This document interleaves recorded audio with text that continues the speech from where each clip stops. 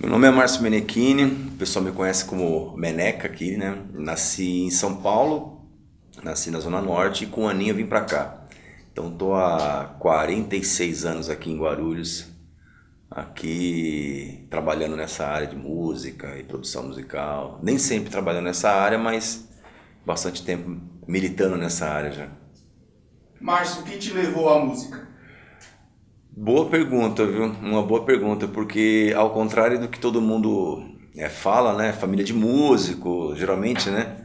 A minha família não é família de músico, eu nunca fui família de músico. Meus pais são militares, né? Todos os meus irmãos são todos militares e em casa não se ouvia música, mas eu sempre tive essa sensibilidade artística musical. A minha mãe fala que muito pequenininho já cantava as músicas do Roberto Carlos e aí foi uma coisa que foi natural minha mesmo, né? Que a gente não se explica, né? Que não dá pra gente falar. E aí com 12 anos, com 10 anos eu pedi um violãozinho pra ela, pra minha mãe, ela me deu, aí com 15 comecei a fazer aula de violão e aí até hoje nós estamos aí. Aí depois, então, uma história interessante, depois eu descobri que o meu avô era sanfoneiro, família de italiano, né? Então eles faziam muito no interior do Espírito Santo, Paraná, os bailes e meu avô tocava na noite, né? Eu acho que por isso que meu pai era meio traumatizado com o negócio de música, porque ele tinha que tocar pandeiro, né? Com 8 anos de idade, né? Então, mas aí eu acho que a minha veia musical veio mais do meu avô mesmo, mais do DNA genético mesmo, né? Não em si da minha família direta mesmo, pai e mãe, né? Quais são suas referências? Como músico, né? Além eu sou músico, guitarrista, sou formado em música, sou engenheiro de gravação, o mixagem. Como guitarrista são os clássicos, né? Eric Clapton, Santana, John McLaughlin, Mike Stern. Brasil tem o Lulu Santos, Carlini, tem esses caras que fizeram a escola da guitarra mesmo pra mim, né? Então, basicamente isso. Como você avalia a sua trajetória? É uma trajetória de luta, né? Música, a gente tem os dois lados, né? Tem o lado artístico, né? Tem o músico artista, aquele cara que é famoso, que é conhecido por todo mundo, e tem o músico que é o músico de ofício mesmo, né? O cara que trabalha em várias áreas da música, desde produção musical, produção artística, arranjador, músico de estúdio, sideman que acompanha outros artistas. E eu sempre estive trabalhando nessa área, né? Apesar de ter tido uma grande experiência com grande gravadora e tudo, mas eu sempre trabalhei nessa área, né? Hoje sou guitarrista de uma banda que é a Luneta Vinil e sempre trabalhando, sempre trabalhando, sempre fazendo a música acontecer. Quais são suas principais limitações profissionais e o que você considera que pode ser melhorado? As limitações profissionais primeiro que a gente vive num país de terceiro mundo que é muito difícil em relação à cultura em si, é sempre deixado em quinto, sexto, sétimo plano, né, meu?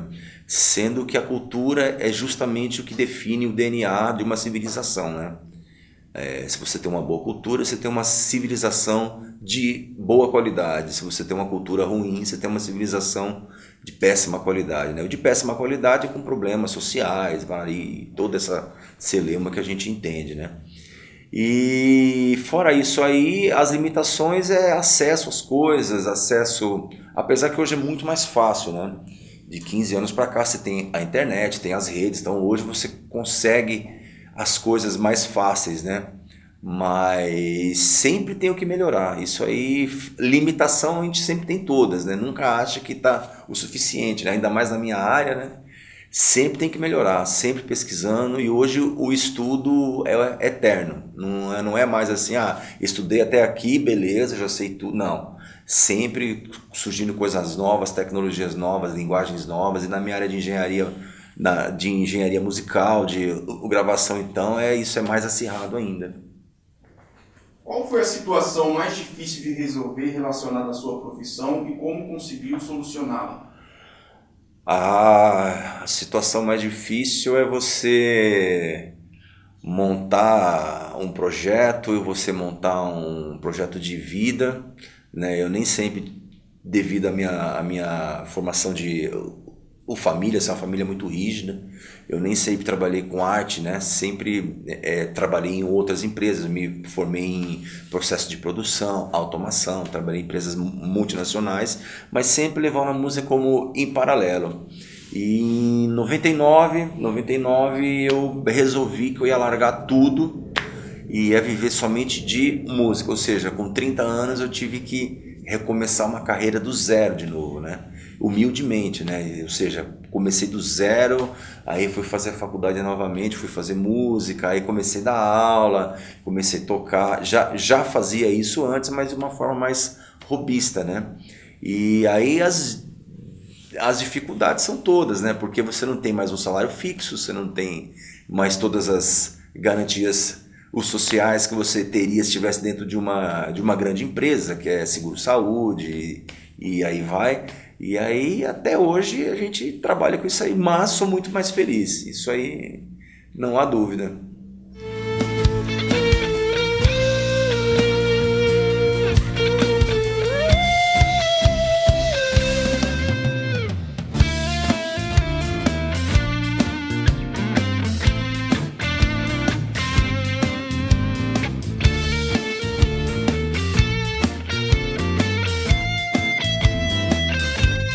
Objetivos profissionais mais direto hoje como produtor musical é sempre poder viabilizar e qualificar melhor, com esses 30 anos já na área, poder qualificar melhor o artista da minha cidade. Isso é uma missão minha.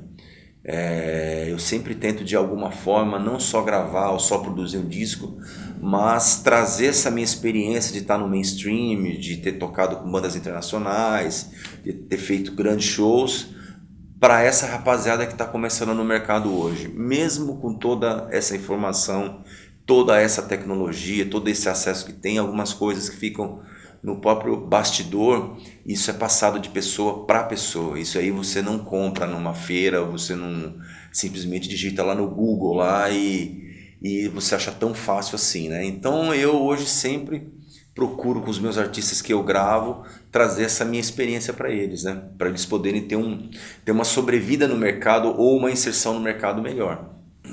O que mais te incomoda no meio artístico? O que mais me incomoda no meio artístico sempre é o corporativismo, né? A falta de visão, né? Isso já é uma... Como é que eu vou dizer? Isso já é uma tradição aqui no Brasil, né? Você tem determinados nichos que se fecham e fica difícil gente nova entrar. Eu cito muito a própria Bossa Nova. Algumas pessoas ficam meio revoltadas quando eu falo isso, mas a própria Bossa Nova matou a Bossa Nova, né? Que não alimentando com novos artistas, com novos talentos.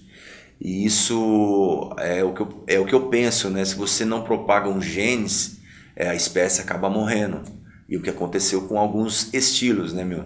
Então, sempre, tanto no samba, quanto na bossa, quanto no rock, você tem que fomentar novos artistas e não fechar para você aquilo ali e achar que aquele brinquedo vai ser seu a vida toda. E não é. O grande barato de você ter um brinquedo legal é você brincar com os outros, né? Deixar todo mundo brincar e ter amiguinhos novos, né? E às vezes isso aqui não acontece, né? Se fecha num núcleozinho ali até o dia que se esvai, né? Morre, né? Os últimos trabalhos que eu venho fazendo como produtor e engenheiro de gravação e mixagem foi a finalização do disco da banda Upgrade, com a banda de metal daqui de Guarulhos, uma banda assim, nossa, sensacional. Já é o segundo trabalho que eu gravo deles. Eles estão lançando agora esse mês aqui, inclusive com clipe e tudo. Tem também o disco do Jack Bonham, que é um disco que está em fase de produção, que é um artista que sempre esteve inserido em banda, mas agora está também fazendo um trabalho solo, que é um baita guitarrista e compositor. E nós estamos terminando o disco, aliás, estamos em fase, que na verdade o disco dele começou com 4 músicas, já está em 16. Então a gente fez um projeto mais longo, onde serão lançados vários EPs, né? E tá um disco sensacional, que é uma mistura de rock, pop com progressivo, um negócio diferente. Tem a Luneta Vinil, que é a banda a qual eu sou guitarrista também. Nós lançamos o disco em junho, né? Agora nós fizemos um pocket DVD no Espaço Salab, em agosto, se eu não me engano. Lançamos algumas músicas que foram gravadas ao vivo. Agora no mês passado nós fizemos um show no Bar Brahma, gravamos um DVD também lá, casa lotada. E agora estamos lançando agora para essa semana o DVD também.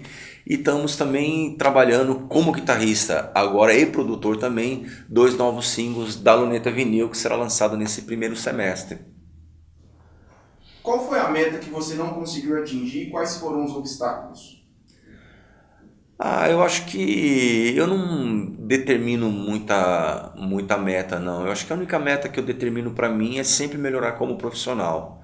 Eu não tenho assim uma meta eu vou ter isso, ter aquilo.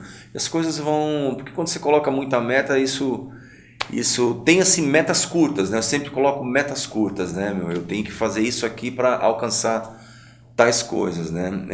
Tudo que eu quis fazer no ano passado eu consegui fazer, apesar de toda essa dificuldade econômica que nós estamos tendo. Esse ano começou um ano um pouco melhor, né? E as dificuldades assim de realizar as metas é coisa de brasileiro, né? Não desiste nunca. E você não faria novamente?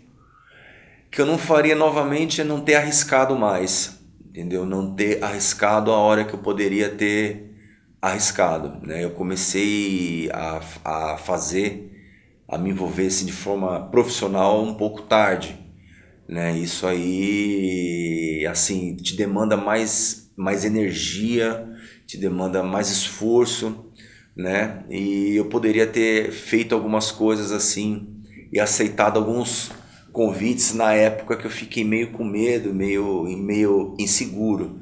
Talvez hoje, mas se eu tivesse a mesma maturidade que eu tenho hoje há 15, 20 anos atrás, né, meu? Mas isso aí é uma coisa que a gente não se lamenta, a gente aprende e segue em frente. Márcio, se alguém te perguntasse o que faço para atingir os meus objetivos, o que você responderia? Fé e todo dia acordar com um sorriso no rosto e sempre ter um pensamento positivo, né? Problemas todos têm, mas sempre olhar para frente, cada dia é um dia e sem muitos planos longos, mas sem ficar olhando para trás. O que passou, não volta mais. E o hoje é hoje e amanhã vai ser outro dia e vamos seguir em frente, né? O que é prioridade para você nesse país? Prioridade é ter uma qualidade de vida boa, né? Ter uma condição de vida melhor, viver num país mais seguro, né? Onde a gente começa a privilegiar mais o coletivo, né? Não só o individualismo, né? E fazer a minha parte, né? Fazer a minha parte como cidadão, de ser um cara honesto, de ser um cara que está sempre envolvido com a minha comunidade e sempre tentando agregar alguma coisa para que evoluamos juntos, né? Isso eu acho que é o dia a dia, né? Senão não faz sentido, né? O que você pensa sobre a atual situação da cultura na cidade? É difícil falar porque assim, o país, cultura depende de vários fatores, A única coisa que eu falo para todo mundo aqui é que assim, a cultura é o que define uma civilização, né? É o que define os seus hábitos, costumes, né? E Guarulhos é uma cidade que, infelizmente, nós ainda somos tratados como povo de terceira categoria. Por mais que isso doa, isso é verdade. Por quê? Porque não se investe, né? A gente não consegue produzir. Nós estamos falando de Mamonas há mais de 20 anos ainda. Quer dizer que não surgiu ninguém mais depois dele? Não, surgiu. Tem muita gente legal, muita gente trabalhando, mas sempre se fala apenas dele. Não que não tenham mérito, eles fizeram um trabalho material, mas eles eram uma banda comercial como Capital Inicial, como Legião Urbana, como qualquer outra coisa, né? Existem artistas tão heróis ou mais heróis que eles, e até hoje nós só se falamos nisso, né? Parece que tem a síndrome do como é que eu vou falar? Enfim, Eu acho que tem que se projetar mais, tem que se trabalhar a cultura hoje, né? Eu acho que esse nosso governo que entrou fez um ano aí. Eu acho que esse ano é um ano que nós começamos a julgar, porque esse argumento de que não se tem dinheiro, que pegamos uma herança maldita, isso não vai durar a vida toda. Vai chegar uma hora que vai ter que se fazer algo, né? Não adianta ficar chorando, falando que mas o governo passado, mas o governo passado. Não, o governo passado passou. Agora precisamos ver o que nós vamos fazer daqui para frente. E Guarulhos precisa trabalhar a parte de cultura, do marketing, trabalhar da forma moderna, trabalhar com as empresas locais, trazer eventos de relevância que possa projetar a nossa cidade num âmbito sociopolítico melhor. Isso vai trazer investimento, vai trazer olhares para cá em relação à economia, a vários fatores, porque um empresário, um grande empreendedor, ele vai empreender no município onde ele tenha uma condição tanto de gestão, quanto de logística, quanto de qualidade humana também. E isso é mostrado através da cultura. Não tem jeito. E cultura e educação. Se nós queremos sair, nós, Guarulhos, queremos sair, eu moro aqui há 46 anos, então eu posso falar. Se nós queremos sair desse arcabouço de ser taxado sempre, você mora em Guarulhos, você mora em Guarulhos, é uma cidade maravilhosa, tem muitas coisas boas, mas precisamos mostrar, né? Então há muito que se fazer ainda, muito que se fazer. Eu ainda não tenho uma opinião formada ainda sobre essa gestão nova. Conheço algumas pessoas, vejo que eles estão trabalhando bastante. Espero que esse ano aqui, eu sou sempre um otimista, né? Espero que esse próximo ano aí a gente consiga começar a mostrar, começar a aflorar. Como eu sempre como eu digo, né? Esse argumento que não se tem dinheiro, não se tem investimento, que a herança maldita passada, isso não vai durar a vida toda. Vai chegar uma hora que essa história não vai colar mais. Então precisamos já começar a efetivar algumas ações importantes. Já estão fazendo já. Nós já tivemos nosso segundo Carna Rock, que foi um sucesso. Eu fui no primeiro Carna Rock com a Associação Rock Guarulhos, foi muito legal. Precisamos pegar esse Carna Rock, projetar ele, quem sabe, né, tornar-se ele um festival no circuito dos grandes festivais do Brasil, isso é importante também, e entrar na grande mídia, isso é importante, e alavancar o nome de Guarulhos como um celeiro de grandes artistas em todos os segmentos e todas as linguagens. Vou desenhar o amor, vou arrancar daqui, eu vou arrancar, eu vou distribuir. Me dê o papel aí, que eu vou desenhar o amor, vou arrancar daqui. Eu acho que hoje a gente tem muitas plataformas, isso tem um lado bom e um lado ruim. O lado bom é que você tem uma infinidade de meios para você poder divulgar e comunicar. O lado ruim é que fica muito disperso, né? Porque você tem que diluir uma informação, fragmentar em vários meios, né? Eu acho que hoje não se abandona. Isso eu vou falar como artista e como produtor para as bandas e para os artistas. Não se abandona a forma antiga, que é de se gravar material, de fazer show, de estar presente. Isso tem que ser feito ainda, mas incorporar as novas linguagens. Facebook, Instagram, gerar conteúdo. Hoje a gente tem que gerar conteúdo de uma forma assim muito mais volumosa, porque como as coisas são muito rápidas, você hoje, para você ter uma ideia, hoje já está se saindo a ideia de se gravar um disco de 12, 13 faixas e ficar trabalhando esse disco 2 anos. Isso não tem mais, isso é mais viável hoje. O artista grava 2 músicas e lança, daqui 6 meses grava mais 2 e lança, sempre para ter essa novidade lançando, faz um videoclipe. O audiovisual hoje, o vídeo é muito importante hoje, muito como nunca. Então assim, o artista tem que tomar cuidado hoje e tem que trabalhar essa parte do audiovisual de forma mais, como é que eu vou dizer assim, com mais qualidade, né? Pelo mesmo fato que a tecnologia proporcionou de uma forma democrática que todos pudessem produzir de alguma forma os seus trabalhos, mas contudo, porém, o material humano hoje tem uma conotação mais importante ainda, né? Hoje todo mundo pode comprar uma máquina fotográfica lá nas Casas Bahias, dividir em 12 vezes e falar que é um fotógrafo, mas necessariamente ele não será um fotógrafo, né? Comparado a um cara que já tem uma experiência, já trabalha, e a mesma coisa no áudio, né? Isso acontece também, né? Eu costumo dizer sempre que pro artista assim, quanto vale o seu trabalho?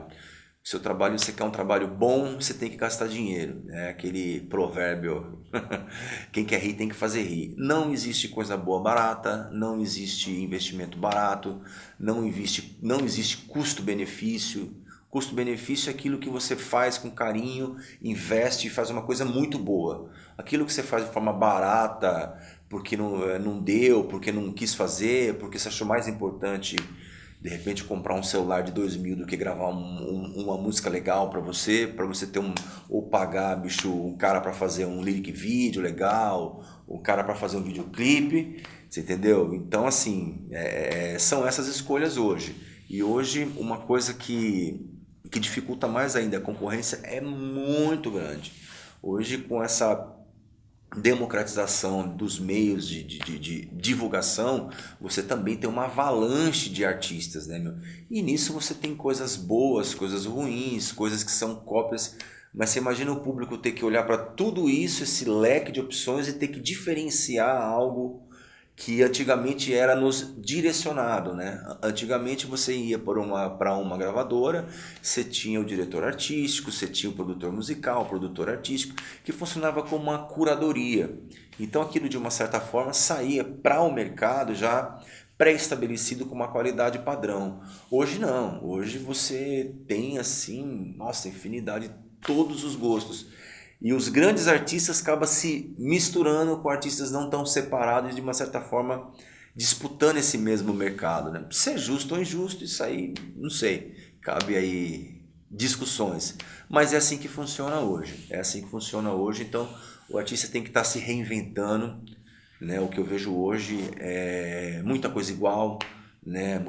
Muitos artistas se copiando, porque não sei se é preguiça, não sei se é essa geração que lê pouco, escuta pouca música de boa qualidade, enfim.